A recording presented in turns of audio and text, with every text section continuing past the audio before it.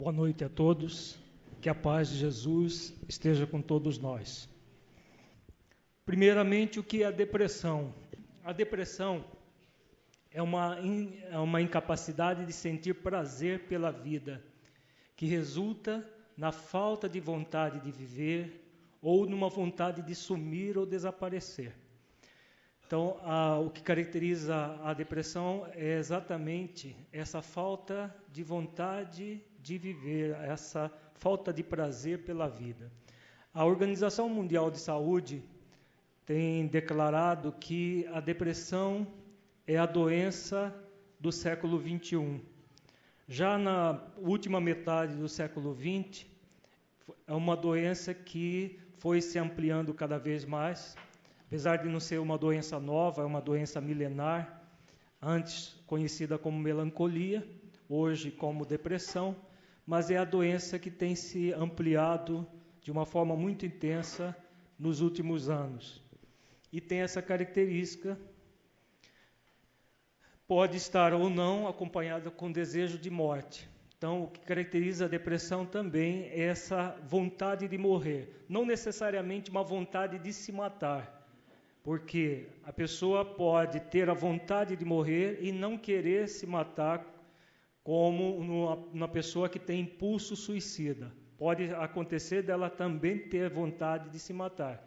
Mas na depressão, na maior parte das pessoas que têm depressão, ela tem uma vontade de morrer. Ela pede até para Deus para tirar a vida dela, porque ela não sente o prazer na vida. A depressão, ela é uma doença que, como é uma doença das emoções, ela não tem sinais físicos ou bioquímicos evidentes. Então, por isso, ela se torna uma doença muito incompreendida. A pessoa diz assim: eu preferia ter um câncer do que ter depressão. Eu preferia ter uma doença grave que fosse visível, fosse palpável, do que ter depressão. Principalmente as pessoas que têm depressão grave. Por quê? A depressão, a pessoa vai ao médico, e muitas vezes o médico que não tem uma formação psiquiátrica ou psicoterapeuta, e o médico, muitas vezes desavisado, diz para a pessoa que ela não tem nada. Por quê? Faz uma série de exames, raio-x, faz da cabeça, faz eletroencefalograma, faz exames bioquímicos, e esses exames realmente não acusam nada, eles não são positivos, porque a depressão é uma doença do espírito eminentemente. E como uma doença do espírito, ela não vai ter sinais evidentes no corpo físico. E a pessoa se sente estigmatizada, ela se sente abandonada naquele momento que ela mais necessita de auxílio. E aí gera processos como esses aqui. Ela acaba sendo incompreendida e a pessoa ouve afirmações do tipo: você não tem nada, ou o que você tem é frescura, que são ditas até por médicos. A pessoa é colocada para ela que ela não tem nada. Tem gente que diz assim: depressão, larga de besteira, vai para o shopping, vai fazer compras, vai fazer uma viagem, que tudo vai passar. E a pessoa se sente, com essas frases, até como se ela tivesse uma falha de caráter, como se realmente aquela doença que ela tem fosse uma frescura, alguma coisa que ela está inventando ou que ela está querendo deliberadamente ficar doente. E nós vamos ver que não é bem assim. Os sintomas da depressão, os mais comuns são esses: falta de interesse, tristeza, desânimo, apatia, um choro persistente. O choro persistente é um dos sintomas mais comuns. A pessoa chora sem motivo aparente, às vezes só chora sem saber por que está chorando. Negativismo. Esse negativismo é o que mais caracteriza a depressão. A pessoa tem um negativismo muito grande diante das várias circunstâncias da vida. Tudo ela acha que vai ser ruim, todos os acontecimentos são vistos de maneira negativa. Se um problema acontece, ela dá um volume muito maior do que o problema tem realmente. Há uma dificuldade de concentração, o que faz com que a memória dela fique prejudicada, porque ela não se concentra e aí começa a ter falhas de memória. Autoestima depreciada, exatamente por causa do negativismo, a pessoa tem uma autoestima muito depreciada. Ela acha que ela não vale nada, que ela não tem valor nenhum, que as pessoas não gostam dela. Algumas pessoas dizem taxativamente que elas mesmas se detestam, se odeiam. O sentimento de culpa excessivo e inadequado. Esse é outro sintoma muito comum que as pessoas normalmente com processo depressivo têm. A pessoa se sente culpada até por coisas que não diz respeito a ela. Ela traz uma culpa muito grande, intrínseca a si mesma. Normalmente, quando há um fato bem marcante, por exemplo, a pessoa que fez um aborto, recentemente tratando no consultório de uma senhora de 36 anos num processo depressivo. E a depressão começou após um aborto que ela praticou aos 15 anos de idade. Então, o sentimento de culpa intenso, e a partir desse sentimento de culpa, o desencadeamento da depressão. Uma outra com problema de depressão nos buscou também com um sentimento de culpa, porque ela se envolveu com um homem casado e acabou, o companheiro se separou da esposa para ficar com ela. E após o casamento, e principalmente após o nascimento do primeiro filho, ela passou a ter uma depressão intensa, movida pelo sentimento de culpa. Então, esse sentimento de culpa é extremamente excessivo e inadequado, muitas vezes, no sentido de que a pessoa sente culpada se alguém, por exemplo, derruba alguma coisa ali na ponta da mesa, a pessoa que tem esse movimento, ela acaba se sentindo culpada, apesar de não ter nada a ver com aquela situação, ela vem a se sentir culpada. Normalmente, esses processos, quando não existe uma coisa bem evidente, como esses dois exemplos que nós demos, a culpa vem de situações do passado espiritual, em que a pessoa realizou ações criminosas, essas ações não foram justiçadas, não foram reparadas, e a pessoa traz aquela culpa intrínseca, sem um motivo real, aqui e agora, mas com motivo no passado. Outro sintoma muito comum é o sentimento de impotência. Esse sentimento de impotência faz com que a pessoa ela se ache incapaz de realizar qualquer ação que vá melhorar a sua vida.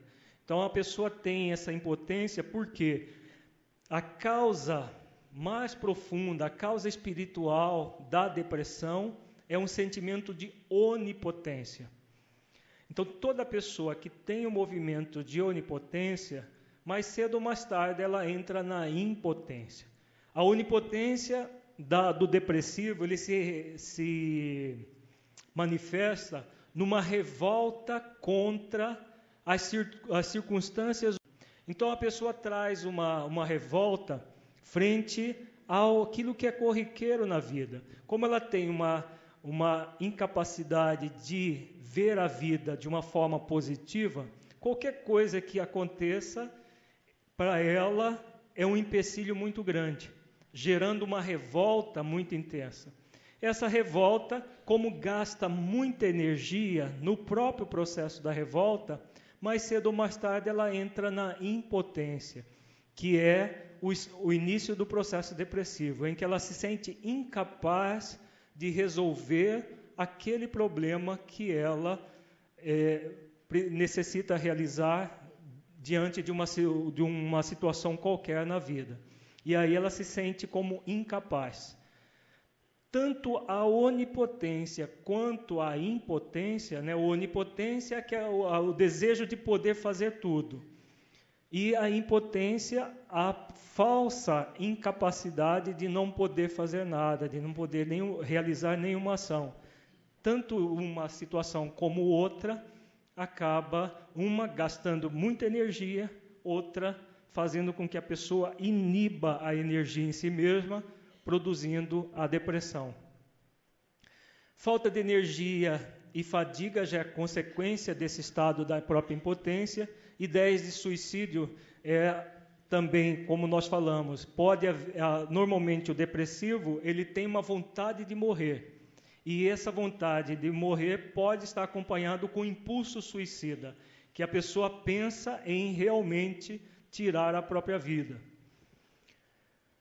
Insônia ou hipersônia, que é insônia, falta de sono, hipersônia, sono exagerado, em que a pessoa tem a dificuldade de, muitas vezes, dormir durante a noite e durante o dia ela tem uma sonolência excessiva. Retraimento social, exatamente pelo negativismo, pela rebeldia do depressivo, ele tende a se retrair socialmente porque ele não quer contato com pessoas, porque passa a ver as pessoas, o relacionamento com as pessoas como um problema que ele pode evitar se afastar das pessoas. Desinteresse pelas atividades usuais vem do próprio negativismo e dessa tendência a se retrair. As causas da depressão. Existem causas físicas, energéticas e espirituais. As causas reais da depressão são espirituais. As energéticas, no nível do perispírito, são consequência das causas espirituais, e a do corpo físico são consequências das causas energéticas no perispírito, no corpo fluídico do espírito. Então, nós temos alterações dos neurotransmissores cerebrais. Isso é uma causa já que na verdade, não é causa, mas é consequência imediata do desequilíbrio energético. Os neurotransmissores, como a dopamina, serotonina e noradrenalina, são substâncias que as células cerebrais necessitam para ter um equilíbrio normal, um funcionamento normal. Então, por exemplo, a pessoa está num estado depressivo. Automaticamente, ela gera impactos energéticos nas suas células cerebrais que fazem com que haja uma diminuição da secreção desses hormônios, dessas substâncias. Ao diminuir essas substâncias, o processo depressivo se agrava. Quando ele se agrava, o psíquico também se agrava. Então, a atuação da mente no corpo produz a diminuição das substâncias, que por sua vez amplia o estado psíquico de negativismo e de revolta do depressivo. E aí girando um círculo vicioso em que corpo e mente se interdependem e somam num resultado negativo de dificuldades. Existem causas genéticas, existem várias pesquisas. No nosso próximo livro, Cura Espiritual da Depressão, nós colocamos sobre as causas genéticas, que na verdade existem muitas pessoas dizendo que a depressão é genética. Propriamente dito, nós não podemos dizer que a depressão é genética. Nem a medicina, nem a ciência já comprovou isso. Existem, na verdade, evidências que mostram que há uma tendência chamada de familiar, há uma tendência genética. Isso significa o quê? Do ponto de vista espiritual, a explicação espiritual é que a depressão é uma doença do espírito. Como é uma doença do espírito, quando nós reencarnamos, nós vamos reencarnar em famílias que já têm um problema semelhante ao nosso, porque faz parte da nossa provação entrar em contato com pessoas com problemas semelhantes para que, em conjunto, nós possamos superar esse problema. Então, a pessoa que tem a depressão vai nascer numa família com predisposição genética à depressão. E, além disso, na hora que o espírito está reencarnando, na hora da concepção, o espírito vai atrair um espermatozoide de conformidade com a sua necessidade psíquica. Então, o espírito já traz a depressão, já traz a tendência depressiva do seu passado espiritual. Quando ele vai atrair um espermatozoide para a fecundação do óvulo que já está lá na trompa, na tuba uterina da mãe, o que ele vai fazer? Ele vai atrair um espermatozoide que tem uma carga genética de acordo com o seu psiquismo. E aí esse espermatozoide vai trazer o componente genético da depressão. Então, na verdade, a genética, assim como as alterações das enzimas, das substâncias cerebrais, elas são consequência e não causa da depressão. São consequências que estão no corpo físico. E existe enquanto uma predisposição. Tanto é que as pesquisas demonstram que gêmeos idênticos, que têm a mesma carga genética, muitas vezes um desenvolve depressão e outro não desenvolve. Significando que aquele que desenvolve não se cuidou enquanto espírito. O outro que se cuidou, se trabalhou melhor nas questões espirituais, que nós vamos ver daqui a pouco, como trabalhar isso espiritualmente, aquele que se trabalhou mantém apenas a tendência genética. Então a tendência genética fica adormecida, fica ali como um potencial, que pode ser desenvolvido ou não, de acordo com as escolhas que o espírito faz. As escolhas que o espírito reencarnado faz na sua vida. Nós podemos, em relação a qualquer doença, nós podemos agravar a doença, nós podemos fazer com que a doença siga o seu curso, de forma aquilo que está mais ou menos programado, nós podemos suavizar a doença, ou podemos apenas manter a doença como um potencial, que está ali geneticamente já formado nos cromossomos, com a predisposição nos órgãos ou no psiquismo, mas não vir a desenvolver a doença. Isso vai depender das escolhas que nós fazemos enquanto espírito reencarnado, que tem o livre-arbítrio, que pode agravar ou minorar os seus problemas, ou até se libertar deles. Existem alterações cerebrais também, isso já tem uma linha de pesquisa na medicina. O cérebro da pessoa depressiva, ele tem algumas malformações. As explicações espirituais também são as mesmas. O espírito doente, ao formar na embriogênese o seu novo corpo, a partir do perispírito, que é o modelo formador do corpo, vai formar um órgão deficiente, porque essa deficiência ele mesmo criou no seu passado espiritual. O sentimento de culpa que nós já falamos, essa é a causa espiritual que ligada ao processo da depressão. Agora, o principal é esse último aqui, a falta de sentido da vida, a rebeldia, que faz com que a pessoa se rebele contra as circunstâncias que a vida coloca para todos nós. A vida é difícil para todo mundo, mas para a pessoa com tendência depressiva, ela se torna insuportável, no sentido de que aquilo que para uma pessoa é um obstáculo, para a pessoa com tendência depressiva é um muro intransponível. Então, um pequeno obstáculo vira um muro intransponível para a pessoa com tendência depressiva. Para as que já estão deprimidas, é um monstro que prestes a devorá-la. Então, a rebeldia e a falta de sentido da vida, que são as causas reais, mais profundas, que vão gerar esse negativismo, todo o movimento de ir contra os princípios da vida. Toda a vida nos chama ao amor, ao bem, ao bom, ao belo.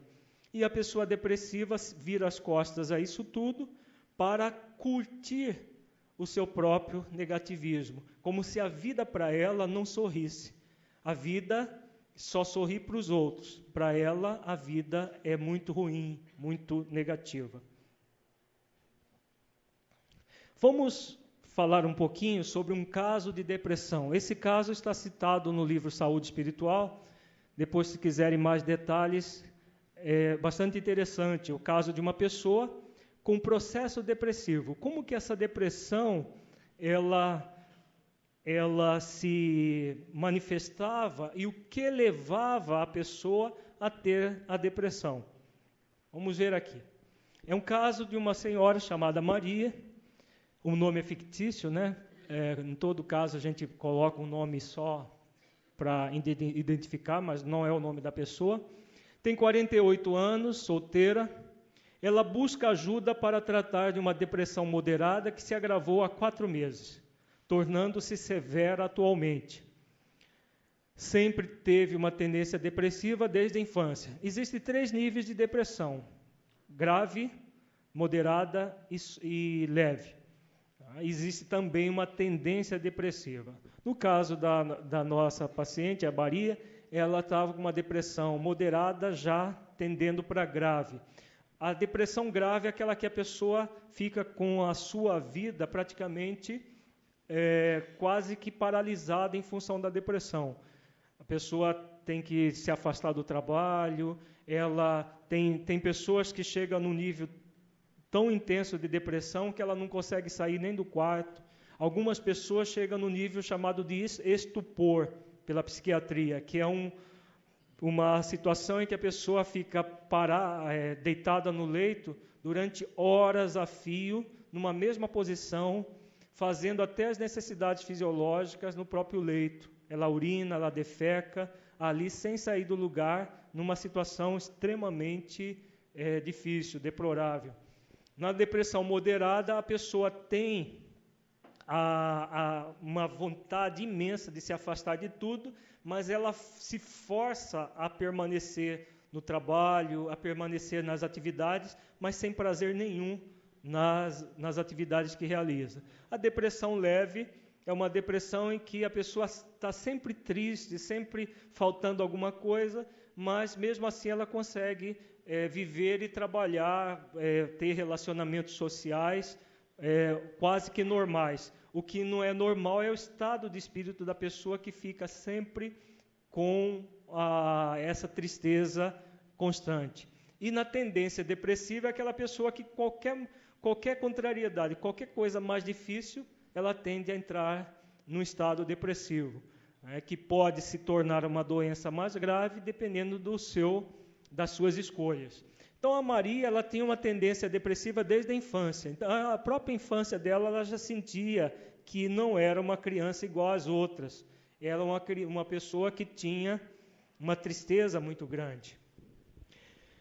E ela traz uma crença muito forte de que merece sofrer para se livrar de uma culpa muito intensa que traz em si mesma. Então, ela acreditava que ela precisava sofrer. É uma coisa também muito comum na pessoa depressiva. Aquele sentimento de culpa faz com que a pessoa tenha uma ideia de que ela precisa sofrer para purgar, para pagar alguma coisa. Mesmo pessoas espíritas, muitas vezes, têm essa crença.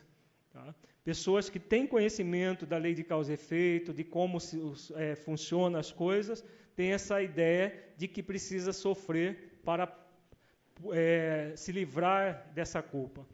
Ela vive repetindo: eu não tenho direito de ser feliz, preciso sofrer muito. Sente como se tivesse cometido um crime. Então não havia nada na história de Maria que demonstrasse que ela tinha cometido um crime que precisava sofrer muito do jeito como ela imaginava.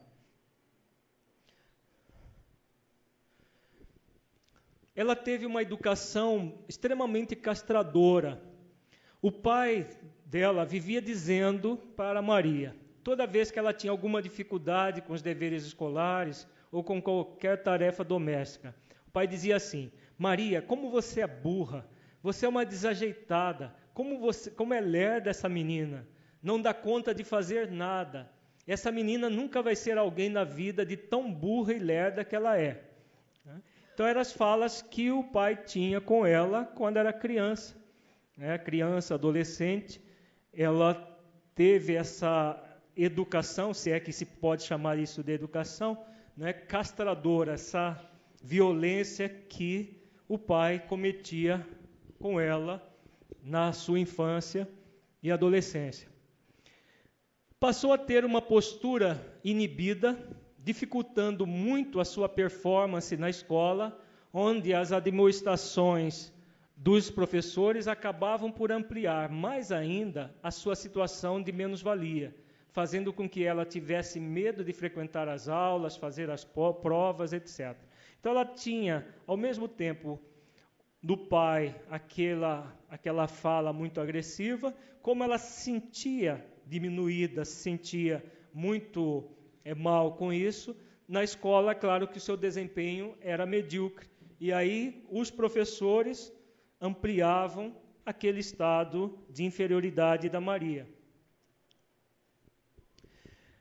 Ela sente um ódio intenso do pai e em menor intensidade da mãe e dos professores. Da mãe pela conivência de achar que o pai, que não fazer nada com relação ao pai.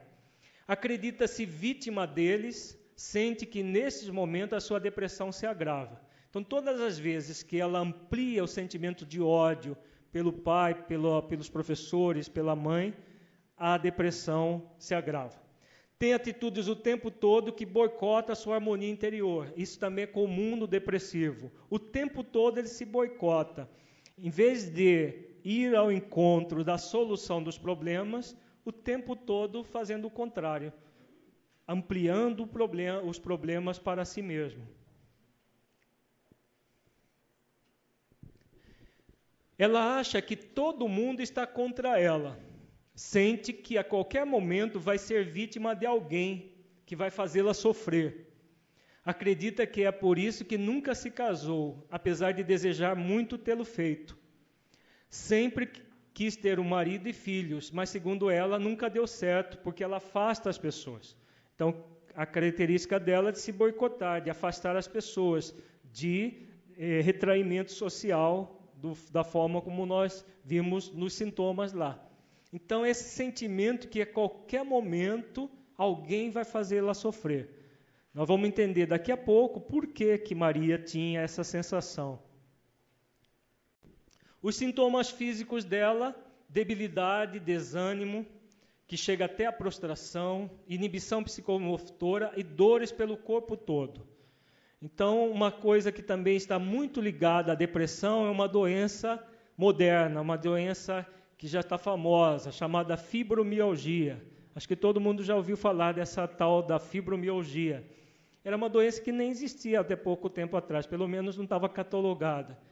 E é uma doença que a pessoa tem dores no corpo todo, desde o couro cabeludo até na planta do pé. Então, as dores na musculatura do corpo, por isso se chama fibromialgia. Mio é músculo, algia dor, então é dor nas fibras musculares, a tradução em português dessa palavra. Então, essa dor que tem no corpo todo, e muitas vezes a pessoa não sabe por quê. Os médicos fazem os exames, também não detectam nenhum problema físico, não tem nada inflamado, mas a pessoa sente dor. É uma manifestação física do próprio estado de autopunição que a pessoa se dá a partir da depressão. A depressão é psíquica e a dor física é uma forma da pessoa se punir por aquele estado. Aí, o que nós fizemos? Fizemos todo o trabalho terapêutico com a Maria e tal, mas sobrou uma questão. Ela melhorou bastante da depressão, mas não estava completo.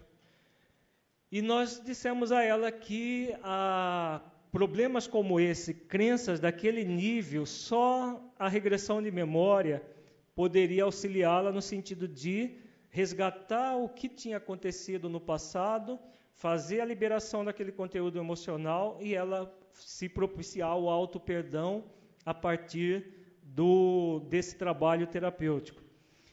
O que a regressão mostrou? Numa encarnação anterior, Maria tinha marido e 4 filhos. Num belo dia, ela abandona-os e foge com um amante. Apareceu um homem lá, que ela se enamorou dele, abandona o marido e os filhos e foge com essa pessoa. O esposo, depois do abandono, se torna alcoólatra e morre tempos depois, deixando os filhos órfãos. Então, isso que aconteceu. Então, a Maria, depois desse fato, também, como todos nós, né, vamos desencarnar. E ela fez aquilo que fez. Após a sua desencarnação, ele aguarda Maria e seu esposo, né, aguarda Maria desencarnar e a submete a sevícias físicas e morais. Nessa situação é que Maria cria a crença de que não merece ser feliz. Ela repete até a exaustão as seguintes palavras: eu sou culpada, tenho que sofrer para sempre. O que fiz não tem perdão, nunca mais mereço ser feliz. Então foram decisões que ela tomou a partir do momento que reconheceu o erro, só que em vez de entrar no arrependimento para buscar reparar o erro, ela entrou no sentimento de culpa, motivada também pelo esposo que se tornou obsessor dela depois de desencarnado e gerou toda essa situação posterior à sua desencarnação. Na vida intrauterina, Maria reconhece psiquicamente o pai de hoje como o marido de outrora. Então, explica por que aquele pai era tão duro, tão rude, né, na verdade, ele estava, quando ele falava que ela era burra, que ela era uma débil mental, que ela nunca ia ser nada na vida, mesmo que não lembrasse do fato passado, psiquicamente fica no subconsciente da pessoa. E aí ele estava se vingando dela do passado. Ainda não estava disposto a perdoar. Né? Porque quando Deus nos traz de volta uma situação como essa, é para que nós possamos nos perdoar. E ele continuava no propósito de vingança, já de uma forma mais suavizada pelo fato de ser pai, mas ainda no processo de vingança. No momento de seu nascimento, Maria reluta muito em nascer, pois sente muito medo da convivência com o pai, o esposo traído e obsessor de ontem. Então, o convite da vida é que ela perdoasse o pai, se perdoasse o esposo, que seria pai na atual existência, pela convivência com ele. E o medo porque psiquicamente, energeticamente, nós sentimos, mesmo quando nós não nos lembramos do nosso passado espiritual. Tá? Nesse caso, é muito comum isso acontecer. Agora vamos explicar, num esquema teórico, como que isso se dá na nossa vida e como nós podemos utilizar isso no dia a dia, aqueles de nós que trazemos uma tendência depressiva ou não, mesmo para ajudar as pessoas. Agora que o pessoal lá de baixo vai ter dificuldade, né, nesse esquema aqui. Mas depois podem ler no livro Saúde Espiritual, tem o esquema. Então nós temos aqui o funcionamento da mente. Como que a nossa mente funciona? E nós vamos colocar o caso da Maria dentro do esquema e generalizando para o entendimento de todos nós. Nós temos aqui esquematicamente uma pessoa, e aqui nessa barra, não sei se está dando para todo mundo ver, porque aqui as letras são um pouco menores, a palavra território, que está escrito aqui. Território é todo ambiente onde nós convivemos com as pessoas. Por exemplo, agora nós estamos no território aqui do Centro Espírita Amém de Maringá. Então, esse território, esse salão de conferência, é um território provisório para nós.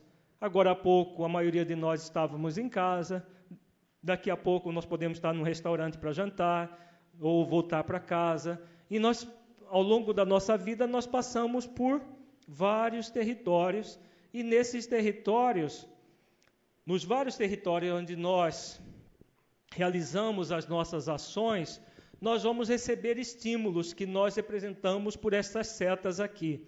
Então, existem 3 tipos de estímulos que nós podemos receber nos vários territórios. Estímulos positivos, negativos e neutros.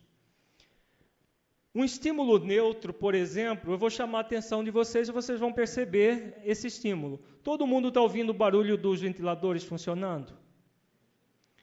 Esse é um estímulo chamado neutro, porque ninguém está aqui para prestar atenção no barulho do ventilador, né? Eu vou lá, vou ficar 1h30 ouvindo o barulhinho do ventilador para ver como ele funciona. Salvo se algum desses ventiladores tivesse com defeito, aí ele se passaria de estímulo neutro para negativo. Mas um barulho de um ventilador, de um ar-condicionado funcionando normalmente, do aparelhinho que está aqui, tem um ventiladorzinho que também faz um ruído. Ninguém presta atenção nisso, por quê? Porque o nosso cérebro filtra e isola. E quando isola, ele passa a ser neutro. Os estímulos negativos, por exemplo, quando o pai da Maria, imagina uma cena, uma criança de 5, 6 anos, pequenininha, o pai dela, que é uma pessoa extremamente importante para a criança, dizendo, você é uma burra, é uma débil mental, você nunca vai ser nada na vida. Imagina a cena, quanto de negativismo tem num estímulo desse tipo, né? Que nós poderíamos até chamar de desestímulo. Então, a pessoa vem e aqui desestimula, estimula negativamente o outro. Também, o tempo todo, nós recebemos estímulos negativos. A vida é assim, principalmente a vida num planeta de expiação e prova. Aqui que começa a encrenca da pessoa depressiva. Ela não quer ter estímulo nenhum negativo, como se isso fosse possível. Ela não quer receber fechada na rua. Se ela recebe fechada no trânsito, ela já fica extremamente revoltada com aquilo. Uma pessoa que vem e fala mal dela, ela já se revolta. Então, qualquer estímulo negativo, ela vê de uma forma muito mais intensa do que ele realmente é. Nós temos também, nas vários territórios que vivemos, estímulos positivos. Estímulos positivos são falas de pessoas, são um livro que a gente lê, construtivo, né, qualquer coisa positiva que gera uma diferença para melhor em nós mesmos, é um estímulo positivo. Também nós recebemos muitos estímulos positivos. E se nós formos ver, mais estímulos positivos do que negativos. O grande problema é que nós damos mais valor aos estímulos negativos, principalmente a pessoa com tendência à depressão. Ela hipervaloriza os estímulos negativos e desvaloriza o positivo. Essa é a tendência. A maior parte das pessoas tende a valorizar um pouco mais o negativo, mas não despreza os positivos. A pessoa depressiva, normalmente, ela despreza os positivos. Então, o que vai acontecer? Bom, então, aqui temos a pessoa diante do território, qualquer ambiente onde ela estiver, em qualquer fase da vida. Percebamos que na história da Maria, ela trouxe uma experiência quando ela estava encarnada, depois ela trouxe uma experiência quando ela estava desencarnada, fora do corpo físico. Aliás, o trauma mais violento, mais intenso foi quando ela estava desencarnada, porque isso daqui acontece com o espírito, não necessariamente se o espírito estiver no corpo ou fora do corpo. Depois, na vida intrauterina, ela tem outra experiência, quando ela reconhece psiquicamente o pai como sendo o marido traído de outrora, gerando um medo muito grande do que poderia acontecer. Então, diante dos territórios, isso daqui vai repercutir, aqui também provavelmente não vai dar para o pessoal lá de cima ver, vai repercutir naquilo que nós chamamos de pensamentos. Na nossa mente vão formar pensamentos.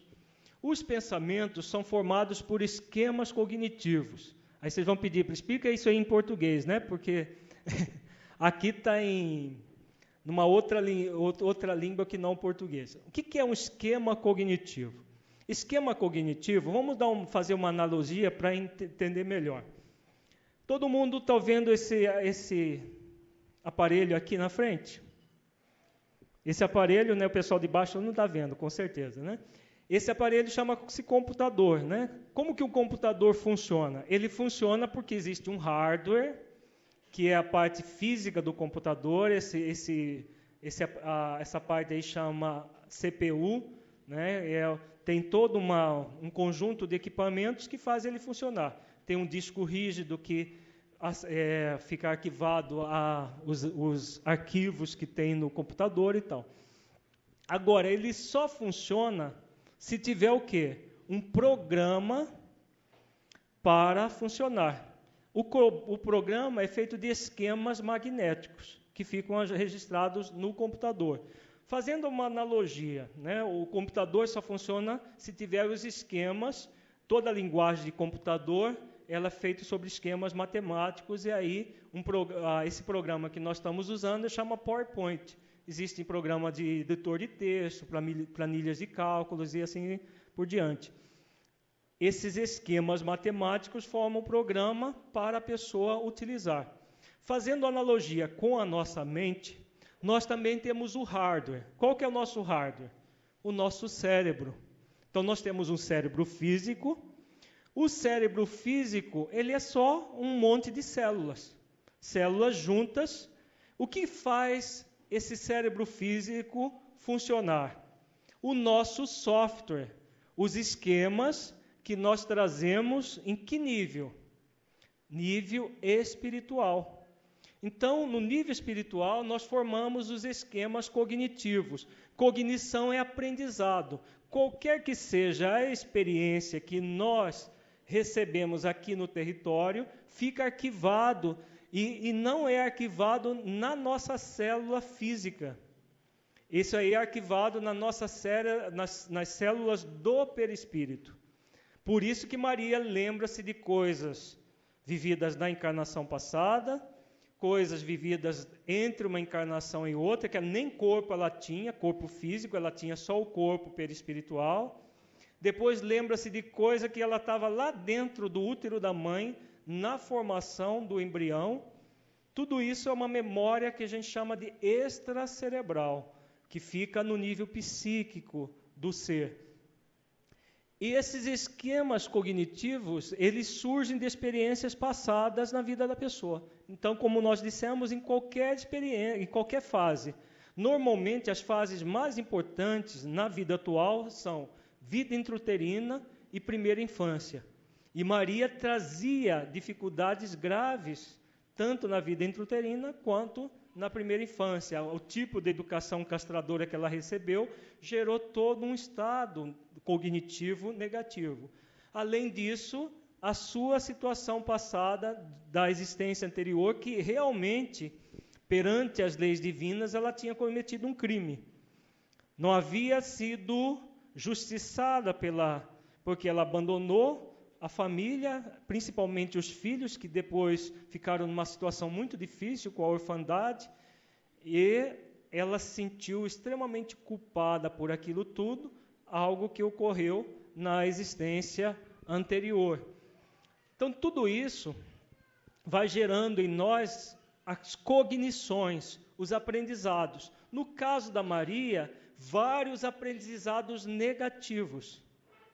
Então, esses aprendizados negativos, gerando nela todo um movimento de culpa, um movimento de menos-valia, que ela não valia nada, porque ela tinha cometido um crime perante a justiça divina, perante ela própria, perante a própria consciência.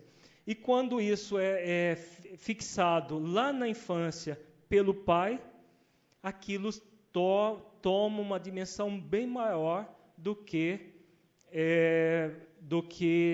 usualmente aconteceria, porque ela foi hiperestimulada na infância de forma negativa. E aí gera todo esse estado negativo que ela, durante toda a vida dela, ao invés de ela transformar o negativismo pelo ódio que passou a sentir do pai, dos professores, da mãe, de tudo, esse ódio cultivado sistematicamente, fez apenas ampliar essas cognições aqui. Então, essa fixação mental, como que ela é feita? A fixação mental é feita a partir do momento que a pessoa repete aquele pensamento que vai gerar sentimentos nela. Então, Maria, o tempo todo, ela repetia que ela era burra, que ela era incapaz, que ela nunca ia ser nada na vida, ou ela repetia que o pai dela não prestava, que o pai dela era uma pessoa muito ruim, que ela... Então, são processos que, ao invés de transformar o estado negativo da pessoa, amplia cada vez mais. E, geralmente, as coisas conosco acontecem assim. Nós tendemos a fixar mentalmente, através de padrões verbais e imagens, aquilo que é negativo. Porque aquilo que é negativo, ele fica muito vivo em nós. E como a nossa cultura é uma cultura... A cultura na sociedade ocidental é extremamente negativa, raramente a gente comenta as coisas positivas, não é verdade? Nossa, aconteceu uma coisa boa para mim logo ali. A gente não comenta. Aí, se acontece qualquer coisa negativa, a gente chega, conta para o colega do trabalho, que depois conta para o outro. Aí de repente, todo mundo está sabendo daquela coisa negativa que aconteceu conosco. E a gente repete, chega em casa, repete, e fica mentalmente reclamando daquilo. O que nós estamos fazendo quando temos essa ideia? Criando, repetindo, fixando na nossa mente aquele estado negativo. Ao fixar aquele estado negativo, ele passa a ser patrimônio nosso. Até que, às vezes, depois de muito tempo, a gente vai se libertar. Às vezes é uma coisa... até relativamente insignificante, mas que nós repetimos e repetimos e repetimos e fixa na nossa mente. É claro que existem questões maiores e menores. As questões maiores que geram esse negativismo em nós acabam produzindo o nosso sistema de crenças, que é o conjunto de esquemas cognitivos. Então, nós trazemos crenças positivas, que nós chamamos de proativas, e crenças negativas, crenças limitadoras. A Maria tinha uma grande crença limitadora, que era que ela não merecia ser feliz. Toda a vida dela estava sendo condicionada a partir daquela crença. Então, quando nós temos esses padrões, o que vai gerar? Gera aquilo que nós chamamos de mapa interno. O que é o mapa interno? É a forma como nós vemos o território. Como que Maria via o território? Como que vocês acham que ela via o território? Se ela cultivava o tempo todo um estado de negativismo, como que ela vivia o mundo exterior? De forma negativa, não é verdade? Por que ela afastava o tempo todo as pessoas? Não é que as pessoas não gostassem dela, estivessem contra ela. Como ela via o mundo de forma negativa, a sua forma de ver era o tempo todo, é como se ela visse o pai e se visse naquela situação do passado o tempo todo no mundo. Que movimento que ela tinha, vocês lembram? Ela o tempo todo ficava esperando algo muito ruim acontecer. Isso significava que isso ia acontecer na vida dela? Na verdade, isso ela tinha feito para o outro. E isso é muito comum também, é uma das causas espirituais dos nossos problemas psíquicos. Todas as vezes que nós produzimos uma ação contra alguém, na verdade, não é contra esse alguém verdadeiramente que nós estamos produzindo ação, é contra nós mesmos. Nós produzimos o mal para o outro, é inegável. A Maria, na encarnação anterior, ela produziu um grande mal para o seu esposo e para os seus filhos. Mas o mal maior foi para quem? Para ela própria. E hoje, já depois de muito tempo, ela o tempo todo ficava esperando algo muito terrível acontecer. 48 anos, ela viveu assim, esperando que algo terrível acontecesse. Por quê? Porque todo aquele sistema de crença ficou criando o mapa, a forma como ela via o mundo. porque ela fez anteriormente, não necessariamente que ela tenha que sofrer. Na verdade, nós somos convidados a amar. Todas as vezes que nós praticamos o desamor, a vida nos convida a retribuir com o amor o desamor praticado. Só que a Maria ficou o tempo todo cultivando o desamor.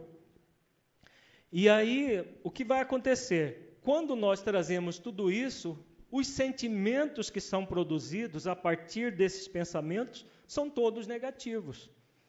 Então, o sentimento que ela tinha, menos-valia, insegurança, sentimento de incapacidade, sentimento de não pertencimento, são todos sentimentos advindo daquilo que ela pensa, da forma como ela vê a vida.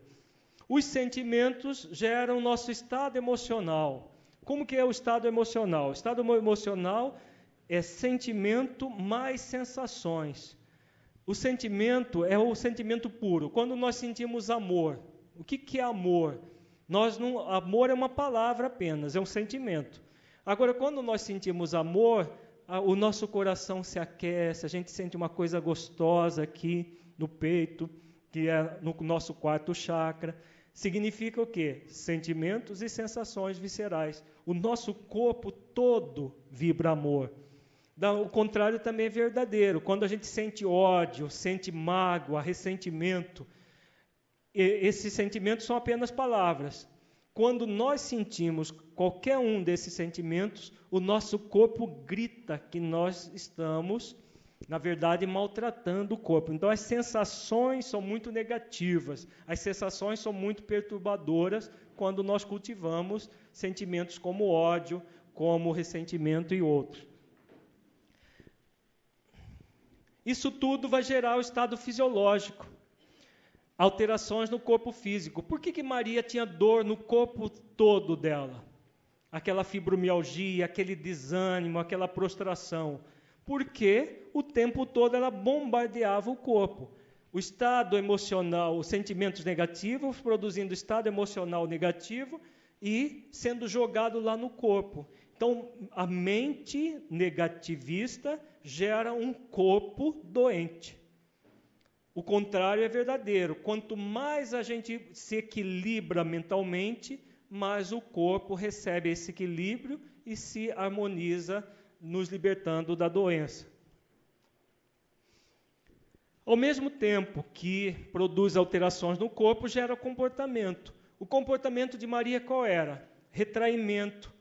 A sensação de que a qualquer momento alguém ia fazer algo contra ela, fazia com que ela se fechasse diante do mundo. Então, um comportamento muito negativo. Todo comportamento produz atitudes. São atitudes que a pessoa tem de acordo com aquilo que ela pensa sobre a vida. As atitudes geram resultados, assim como o estado fisiológico produz resultados. Então, quando a pessoa tem um negativismo, um movimento de rebeldia, como é o processo depressivo, os resultados que a pessoa obtém são negativos. É natural que seja assim. E aí fecha aquilo que nós chamamos de círculo vicioso. O resultado negativo produz mais pensamentos negativos e aí todo o ciclo se fecha novamente. Cada situação negativa que ela obtém, é como se ela dissesse, está vendo, comigo é assim, tudo que eu faço não dá certo, tudo está contra mim, as pessoas estão contra mim, tudo que ocorre é para me prejudicar, e ela usa esses argumentos que vão sendo reforçados, criando esse círculo vicioso. Quanto mais resultado negativo, mais pensamentos negativos. Quanto mais pensamentos negativos, sentimentos, e aí tudo se fecha. O que a pessoa... Agora vamos começar a tratar da superação do processo depressivo. Se é isso, resumidamente, é isso que acontece, onde que nós devemos atuar? Onde vocês acham que devemos atuar?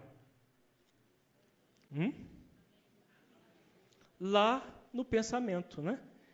Então, não adianta a pessoa ficar mexendo só nas atitudes. Não, a partir de hoje eu vou chegar e vou cumprimentar as pessoas, Isso pode até auxiliar, mas é como uma pessoa que está com um problema numa raiz do dente e tomar analgésico. Não vai resolver o problema. O problema em profundidade está lá no pensamento. Então é necessário ressignificar os pensamentos. Pegar aqueles pensamentos negativos e dar um novo significado. Às vezes tem casos muito complexos, como esse caso da Maria, só com uma terapia para ressignificar. Mas existem questões mais simples, que diz respeito à vida de todos nós, que nós mesmos podemos ressignificar. Na obra Saúde Espiritual, nós damos algumas técnicas para que nós possamos ressignificar situações mais simples, não tão complicadas assim, que necessitam de um processo terapêutico, em que a pessoa mesmo faz autoterapia. Ela exercita a ressignificação, que é dar um novo significado. Vou dar um exemplo. A pessoa sente assim, eu sou uma pessoa incapaz, né? Eu não consigo realizar nada que dê certo na minha vida. É um pensamento negativo que veio de alguma situação do ambiente, do território, que em algum momento produziu aquilo e criou aquela crença na pessoa. Então, a primeira coisa que a pessoa deve fazer é aceitar que existe aquele pensamento. Por quê? Há uma tendência nossa de ficar brigando com nós mesmos. E é uma forma equivocada de nos libertarmos. A pessoa diz assim, mas eu não posso pensar assim. Se eu pensar assim, eu vou ficar o tempo todo de forma negativa, eu vou ficar assim, E ela fica brigando com ela mesma. Quando ela briga com ela mesma, ela entra em mais conflito ainda. E aí muito mais culpa e ela fecha o círculo vicioso. Fundamental aceitar que existe aquela dificuldade. Então, no processo depressivo, por exemplo, a primeira coisa a ser feita é a pessoa aceitar que existe um problema com ela, mas ela não é problemática. Existe uma dificuldade, mas ela não é uma pessoa dificultosa, ela é muito mais que aquele problema, ela é muito mais que aquela dificuldade. Então, existe um problema comigo. Existe. Agora, eu sou mais que esse problema. Eu verdadeiramente quero me libertar dessa dificuldade, porque muitas vezes, diante de uma situação como essa que nós colocamos, a pessoa se acostuma com aquilo, porque é mais cômodo permanecer doente. Nós temos muitos ganhos secundários com a doença, e a depressão é uma doença que gera muitos ganhos secundários. O ganho secundário é um ganho falso, que a gente chama de ganho secundário na psicologia, é um ganho que parece ganho, mas não é. Por exemplo, a pessoa que, numa situação difícil de doença, ela é tratada como um coitado. Ela se sente uma coitada e é tratada como uma coitada. A gente chama de síndrome CDM. Conhece? Conhece a síndrome da CDM? Coitadinha de mim. Então, coitadinha de mim, eu estou sofrendo, eu estou isso, eu estou aquilo. É como se a pessoa ficasse o tempo todo aqui na testa, eu sou o CDM, cuida de mim. E aí tem outras pessoas que adoram uma pessoa coitada, né, para passar a mão na cabecinha, para fazer... E a pessoa tem esse ganho secundário. Ela tem a atenção dos outros, não por aquilo que ela é, pelos valores dela, mas de forma negativa, de forma contrária, pelo negativismo que ela cultiva. E é muito ruim, porque, na verdade, a pessoa está ganhando migalhas quando poderia ganhar o pão inteiro, e não as migalhas do pão. E ela fica em busca das migalhas que, às vezes, caem até da mesa dos outros. Então, a pessoa entra numa menos-valia e busca ter esses ganhos secundários, e, muitas vezes... aprofundando o nível da doença por causa do ganho secundário. Então, é fundamental que nós desenvolvamos ganhos reais. A pessoa se pergunte, o que eu realmente ganho com essa doença? Na verdade, ela só perde. Ninguém ganha com doença. E aí, tomar a decisão. Eu realmente quero me libertar disso? Eu quero me libertar desse problema?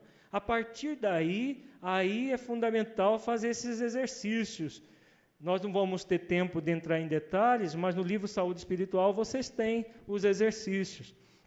Então, já finalizando a nossa fala, nós temos, para lidar com a depressão, vários tratamentos. Existem tratamentos paliativos e tratamentos curativos. Os tratamentos paliativos é aqueles que vão na causa física. Então, nós temos medicamentos antidepressivos. Então, uma pessoa que está com uma depressão, e a gente só recomenda tratamento antidepressivo para casos de depressão, para depressão moderada e grave. Depressão leve, não recomendamos tratamento antidepressivo, por quê? Porque ele não é um tratamento inócuo. Não é um tratamento que realmente é curativo. O remédio antidepressivo, ele vai lá nas células e força, entre aspas, as células a produzirem aquelas substâncias que estavam faltando, ou diminui a absorção das substâncias. Quando ele faz isso, ele é um paliativo, porque a causa que está no espírito, ele não está mexendo. Não está fazendo nenhum trabalho no nível espiritual. Está apenas fazendo com que o cérebro volte ao seu funcionamento bioquímico mais normalizado. E mesmo assim não normaliza totalmente. Ele age e fica parcialmente. Tanto é que dificilmente a pessoa, a depressão desaparece só com o medicamento antidepressivo. Normalmente ela diminui de intensidade, propiciando, nesses casos de depressão moderada e principalmente nas graves, que a pessoa entre num nível de maior equilíbrio para buscar um tratamento psicoterapêutico. Todo caso de depressão grave necessita de psicoterapia associado ao tratamento antidepressivo. Porque não bastará o tratamento antidepressivo, porque não se trabalha com o medicamento no espírito doente. E a psicoterapia mais indicada para depressão, as psicoterapias, são a cognitiva e a transpessoal. Eu, particularmente, faço psicoterapia transpessoal e também trabalho com a técnica cognitiva. A técnica cognitiva é uma técnica mais comum, mas tem muitos terapeutas que trabalham com ela. A transpessoal ainda é relativamente desconhecida, mas é uma técnica muito benéfica para as pessoas. Para depressões mais leves e moderadas, o tratamento com homeopatia e acupuntura é muito útil, porque a homeopatia e a acupuntura agem no perispírito, agem no equilíbrio energético do corpo. É um tratamento um pouco mais demorado, porque esse equilíbrio energético ele precisa ser estimulado intensamente até que comece a produzir os benefícios no nível cerebral, bioquímico cerebral. A grande maioria das pessoas, elas tem uma tendência a ser muito imediatista. E aí querem um remédio para efeito imediato. Mesmo o remédio alopático, o antidepressivo, ele leva cerca de 25 dias para fazer efeito, para começar a fazer com que as substâncias cerebrais entrem em funcionamento. O remédio homeopático e a acupuntura vão levar um pouco mais de tempo para que esse equilíbrio se realize. Agora, também não vão funcionar se não houver a psicoterapia. A psicoterapia atua no espírito.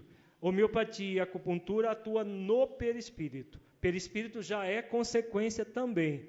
A causa está no espírito doente que precisa se harmonizar, precisa começar o trabalho de autocura. A fluidoterapia espírita também, o passe, a água fluídica, a água magnetizada, são outros recursos que nós podemos utilizar, que tem nos centros espíritas, de graça para todo mundo, que também atua no perispírito e auxilia a pessoa no processo terapêutico. Agora, o fundamental é atuar no espírito. E aí o evangelho é a terapia por excelência. Praticar aquilo que Jesus recomendou a todos nós. Vigilância e oração para não cair em tentação. Então, a tendência depressiva é uma grande tentação, que muitos de nós trazemos, às vezes não a depressão instalada, mas uma tendência depressiva.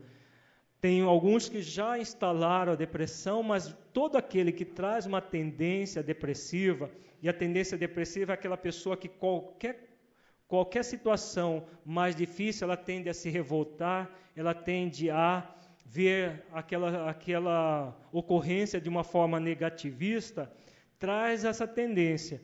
E se não se cuidar, principalmente com a vigilância, a oração, aqueles de nós que trazemos sentimentos de culpa, fundamental trabalhar esses sentimentos de culpa através da terapia do perdão, o perdão a si mesmo, o perdão ao próximo, no caso de ódios, de ressentimentos, mágoas cultivadas, são todas situações fundamentais para o equilíbrio do ser.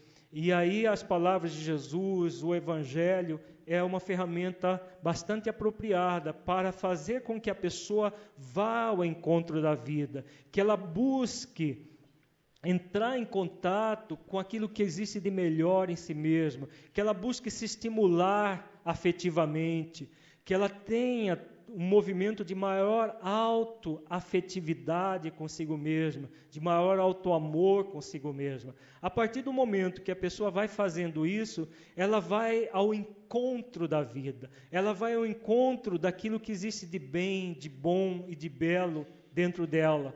Quando ela faz isso, ela faz exatamente o caminho inverso que ela cultivou até chegar na depressão. Nenhum processo de depressão grave, mesmo moderado, surge de uma hora para outra. Ele surge a partir de determinadas ações que vão sendo repetidas sistematicamente. Hábitos negativos que são repetidos várias e várias vezes. E a criação de um hábito mais equilibrado, mais saudável, também vai levar um certo tempo. Então há uma recomendação, a gente recomenda sempre as pessoas fazerem, por exemplo, caminhadas num parque, mesmo que seja uma caminhada leve, buscando observar a natureza, não andar como robô, né? Porque a gente vê muita gente andando como robô, põe os aparelhos no ouvido, se fecha dentro de si mesmo e fica lá e fala que acha que está fazendo algo positivo para si mesmo, mas na verdade a pessoa está alheia até a própria natureza que tem à sua volta. Então, fazer uma caminhada junto à natureza, observar uma árvore, observar um pôr do sol, situações em que, mesmo que seja minimamente, a pessoa se identifique com a natureza, se identifique com a beleza dentro de si mesmo, são muito úteis, principalmente na depressão grave, que a pessoa tem muita dificuldade de reconhecer coisas positivas. Então, reconhecer um pôr do sol, fazer um esforço para isso é muito bom. Outra coisa que ajuda muito, né, principalmente depressão grave, a pessoa fazer trabalhos manuais, fazer, por exemplo, crochê, tricô, pintura, modelar cerâmica, ajuda a pessoa a começar a desconectar daquele negativismo. No caso de depressões moderadas e leves, não há necessidade tanto disso aí, mas se a pessoa quiser e puder fazer, ajuda bastante também. A pessoa se sentir útil, por exemplo, a pessoa fazer um bolo, alguma coisa que ela se sinta útil, também favorece muito. Tudo faz parte da evangelioterapia, dessa busca do melhor em si mesmo, da busca da utilidade da vida.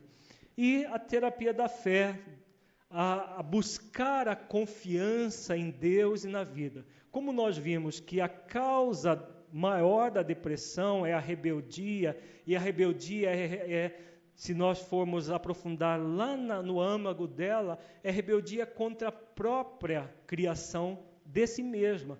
É a rebeldia contra a vida, a rebeldia contra Deus, que a criou para a felicidade, para o bem, para o bom, para o belo, que a pessoa depressiva tende a se afastar de tudo isso. Então, buscar um contato maior consigo mesmo, a confiança de que Deus a criou para ser feliz, começar a fazer um trabalho de autoconsciência dessa verdade, e através de exercícios repetidos, tomar consciência disso é a terapia da fé, é a terapia da confiança na vida, na confiança em Deus, na confiança em si mesmo. A partir do momento que a pessoa vai fazendo essas atividades, vai realizando esse bem em si mesmo, o universo à sua volta tende a mudar. Não que o universo esteja mudando, a forma como a pessoa vê o universo tende a mudar. Então, aquele mapa interno que nós vimos começa a ter um colorido mais vivo. O mapa passa a ser um mapa mais próximo da realidade. Porque, verdadeiramente, a vida é difícil. Num planeta de expiações e provas, nós não vamos encontrar só momentos de alegria, só momentos de prazer. É impossível isso. Querer só momentos de alegria e prazer é uma ilusão que muitos dos depressivos entram. Então, nós vamos ter dificuldades, só que se nós vermos essas dificuldades como situações intransponíveis para nós, o resultado é a depressão.